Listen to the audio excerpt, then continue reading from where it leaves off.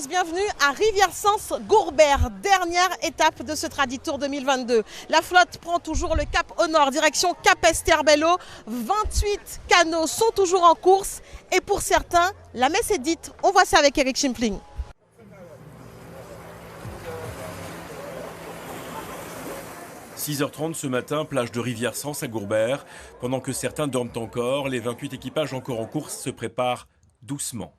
Victimes d'un bris de mâchoire de baume hier lors de l'étape de la côte sous le vent, les filles de Yemanja sont bien là et n'entendent rien lâcher sur cette dernière étape. On a réparé cette nuit et on reprend le départ ce matin avec un bambou qui j'espère va faire la route, quoi. Va nous amener jusqu'à Capesterre. Ah oui, ça le maillot rose, oui c'est vrai, mais bon c'est comme ça, jusqu'à présent on avait été épargnés par la casse, hier c'était nous, donc c'est la vie, ça fait partie de l'aventure. À quelques mètres de là, Marc Forbin prend son mal en patience, l'occasion de tirer un premier bilan mitigé. Avec un bateau qui est neuf, qu'on ne connaissait pas très bien, donc on se dit que... Mais c'est de bon augure parce que le bateau il est performant, c'est qu'on ne le connaît pas assez bien. Donc on va bien s'entraîner, on va le régler correctement, à mettre des voiles qu'il faut, on va préparer l'équipage qu'il faut. Et l'année prochaine, je pense que ça devrait le faire. Ce matin, l'infirmerie ne désemplit pas. Après 4 jours de course, beaucoup d'équipiers présentent de petites pathologies qui doivent être impérativement soignées. Comme tous les matins, et puis plus on avance vers la fin de la course, et puis plus il y en a. Parce que les bobos arrivent, se creusent avec la mer. Donc, et avec les cordes, ça fait de plus en plus mal. Alors on essaie de protéger tout ça pour éviter que la mer ne renforce les choses. De faire cicatriser un peu plus. 7h30, le directeur de course réunit les patrons pour un dernier briefing. Une fois encore, le départ est retardé sans que l'on comprenne vraiment pourquoi et les procédures vont être modifiées. Le départ sera donné pas comme à Gosier, parce qu'à Gosier, ça fait 10 minutes qu'à c'était mauvais. Donc ça sera donné comme les 24 heures du Mans, en 1 minute. Comme les 24 heures du Mans. Les 20 pavillons, 1 minute, ABC, départ avec le micro. D'accord ? Selon voilà, plusieurs patrons ne sont pas d'accord. L'affaire va donc se terminer par un vote à la main levée. 13, 14, 15. Départ Bichet Plani, 16. J'essaie d'être démocratique. 8h03, nous sommes dans les procédures de départ, des procédures simplifiées à l'extrême. Un drapeau et un micro, et c'est parti.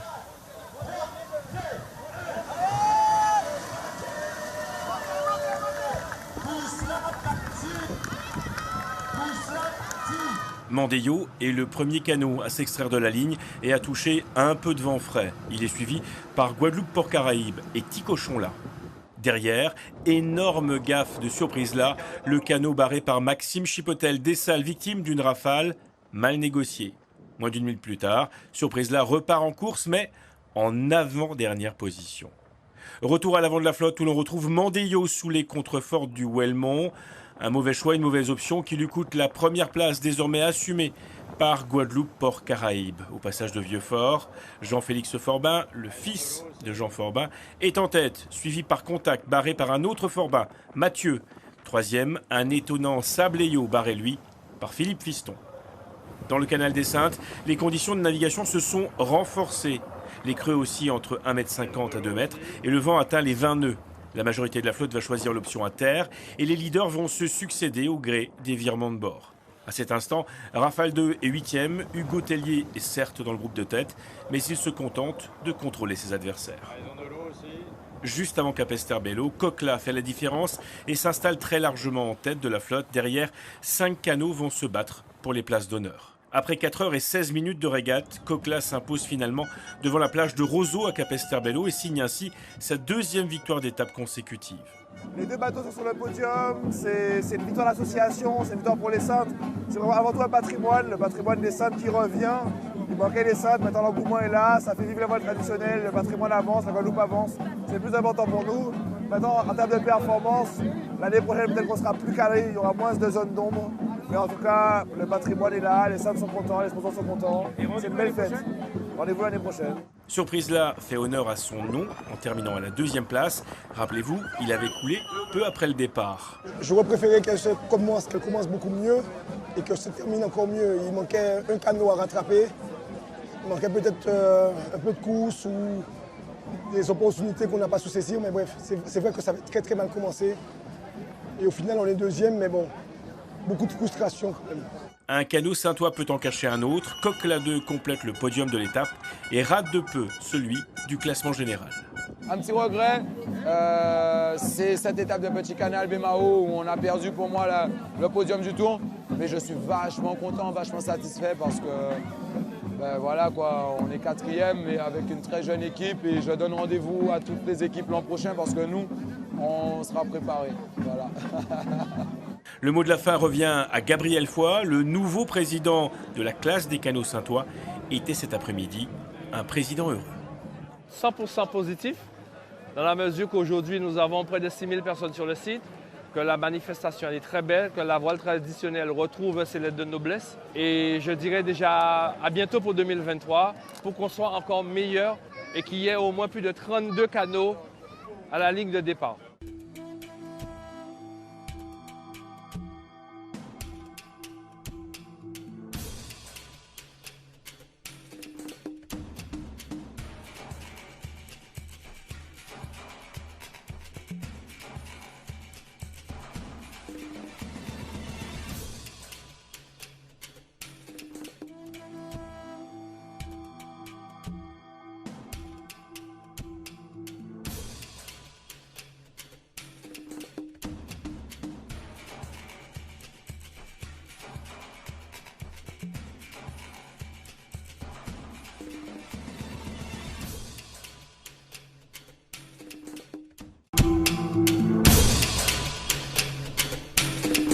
Alors nous sommes au phare de Vieux-Fort, c'est l'un des plus beaux points de vue de l'archipel, c'est aussi un point de vue incontournable pour suivre le Tour de Guadeloupe en voile traditionnelle. Dernier volet ce soir de notre rubrique consacrée aux 20 ans du Tradi Tour et on s'arrête ce soir en 2018.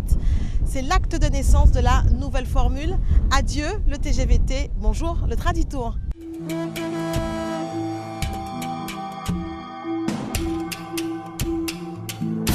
Oubliez le TGVT, place au Traditour. Nouvelle équipe, nouvelle organisation et retour aux fondamentaux. La voile et rien que la voile. 6 étapes à courir et 21 canots engagés. 2018, c'est aussi l'année qui voit émerger de nouveaux équipages, à l'image du canot, armé par des malouins et patronné par le skipper professionnel, Thibaut Vauchel-Camus. Saint-Malo, Guadeloupe. Voilà. C'est bon, tu les as mis au créole, on va doucement avec Fabi, on les initie gentiment au créole. Donc ils ont appris nous Adam, ils ont appris Dombré. Pas mal. Bonne journée à coup de Dombré. Mais ils maîtrisent mieux Tipon chez Accra pour l'instant que le reste. Si les Malouins restent cantonnés dans la seconde partie de la flotte, en revanche, c'est la bagarre entre deux jeunes patrons qui viennent tout bousculer. Daryl Garçon remporte l'étape de Terre-de-Bas, Guillaume Aubert celle de Sainte-Rose, Marc Forbin enfin s'impose à Saint-François. C'est l'ensemble, c'est mes équipiers d'avant, c'est Hugues, c'est Romuald, c'est Anthony, c'est Kelly, c'est l'équipe en fait, c'est Yannick, c'est Choupon, c'est tout le monde en fait, c'est un travail d'équipe, mais surtout que ouais, on a pris les bonnes options, on a montré qu'on savait faire marcher notre bateau et puis voilà. Mais cette édition est surtout marquée par le duel entre Hugo Tellier et Jonas Astorga. Ce dernier remporte 2 victoires d'étape consécutives.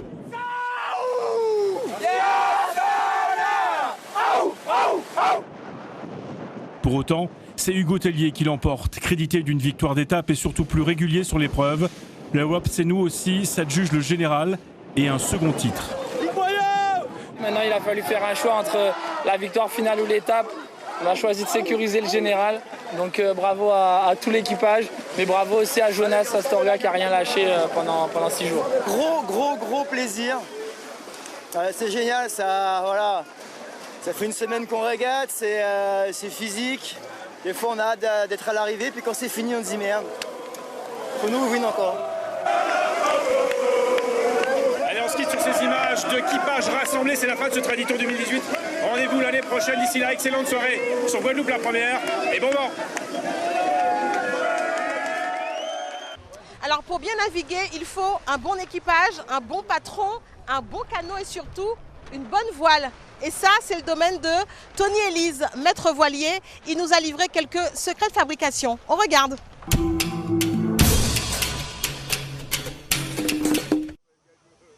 C'est le moteur des canots. Sans elle, impossible d'avancer. Pour profiter de tous les régimes de vent, faibles ou soufflant en rafale, les voiles doivent répondre à des normes de fabrication précises, à commencer par la matière première. La jauge impose un tissu polyester résiné. On n'a pas droit au tissu exotique, par exemple de la route du Rhum et tout ça. Ça, c'est un tissu assez basique. La coupe est plutôt compliquée parce que c'est vrai que la jauge impose des laises verticales, comme ça, sur ça, et pas les laises horizontales. Une voile vraiment qui doit être performante, les laises doivent être parallèles à cette bande. Comme tous les matins avant le départ, Tony Elise fait le tour de ses clients. Une inspection dans les moindres détails. Hier, c'est sûr, je sais que tu n'as pas navigué. Comment sont les voiles jusqu'à maintenant Jusqu'à maintenant, elles sont roses. Même chose pour Dimitri Flandrina et Karl Chipotel. Voilà, alors l'objectif c'est de ne pas laisser faciler trop les voiles. Bon, c'est sûr qu'on peut faire des voiles un petit peu plus costauds, mais voilà. Bon, alors au niveau de la poignée, tu l'utilises ou pas? Assez peu. Ce matin, c'est un check visuel, c'est comme une vérification. Avant le décollage de l'avion, on en fait le tour, on regarde ce qui a souffert ou pas, mais bien en amont, il y a un travail de définition des formes des voiles en fonction de sa façon de naviguer, du gabarit de son équipage, des formes même du bateau. Donc on prend une série de cotes et on vient discuter avec Tony, aérodynamique, aérolytique, pour savoir mais comment la voile sera la plus performante possible. Tony a conçu les voiles de 30% de la flotte de ce Traditour. C'est un passionné de la discipline. Il a navigué aux côtés de Claude Tellier. C'est dans la confection industrielle qu'il a fait ses armes avant de se lancer dans la voilerie.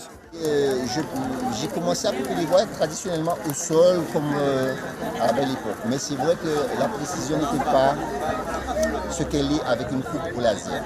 Je fais des voiles par passion, je prends plus de plaisir à faire des belles voiles que financières. Mais c'est quand même pas mal de savoir qu'il y a un tissu local qui vit de cette passion de la voile traditionnelle. Pas que sur les voiles d'ailleurs, mais aussi sur les constructions de bateaux. Voilà, pour la route du Rhum, il a fait les voiles chez Tony. Et on essaye de développer de l'excellence sur le territoire et ça c'est important. L'excellence, selon Tony, avoir les volumes bien placés pour que la voile soit puissante et rapide. Aujourd'hui, il est adoubé par une bonne partie des équipages.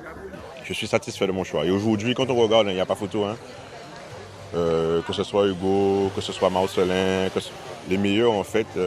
Font appel à son savoir-faire et son service après-vente, puisque Tony suit le Traditour en mer depuis son voilier. Voilà, c'est fini pour le Traditour. C'était le dernier numéro de Carnet de bord. Merci à vous de nous avoir suivis durant ces 5 jours de compétition. En tout cas, pour nous, ce fut un réel plaisir. Je vous dis à l'année prochaine. Longue vie au Traditour et bon vent!